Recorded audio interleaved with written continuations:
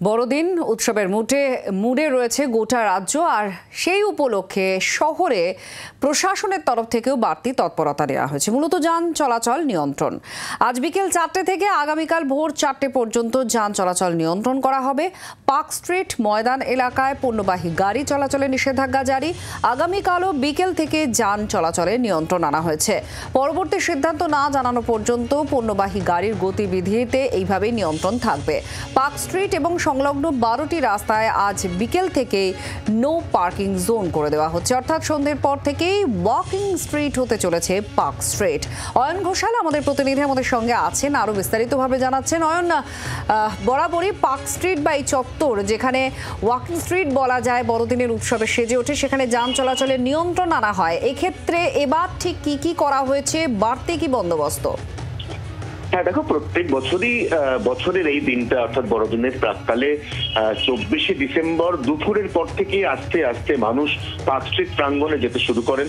Park street, Shakespeare Sarani সহ Jawaharlal Nehru road, theatre road, ক্যামার street, এই বিস্তীর্ণ এলাকাটাতে মানুষ হেঁটে হেঁটে ঘুরে বেড়ান এবং যত বিকেল গড়িয়ে সন্ধে নামে ততই কিন্তু সেখানে মানুষের যে ভিড়, সেই ভিড় বাড়তে শুরু করে। এবং সেটা মাথায় রেখে প্রত্যেক বছরের মতো এবারও কলকাতা ট্রাফিক পুলিশ তারা আজকে বিকেল 4টে থেকে আগামীকাল ভোর 4টে পর্যন্ত পার্ক স্ট্রিট লাগোয়া এলাকাতে সমস্ত রকম পণ্যবাহী গাড়ি চলাচল সম্পূর্ণ বন্ধ রেখেছে।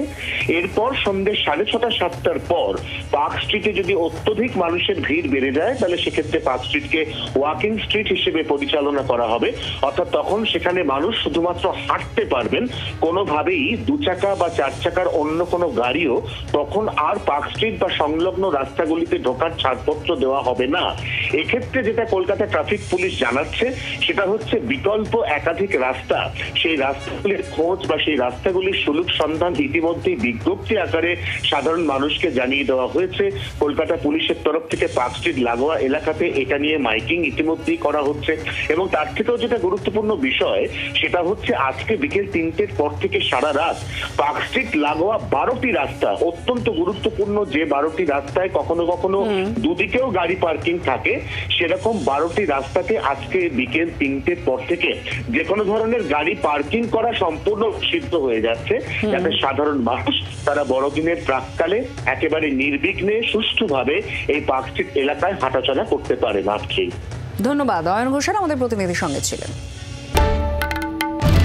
বাংলার আওয়াজ, বাঙালির আবেগ, জি 24 ঘন্টা।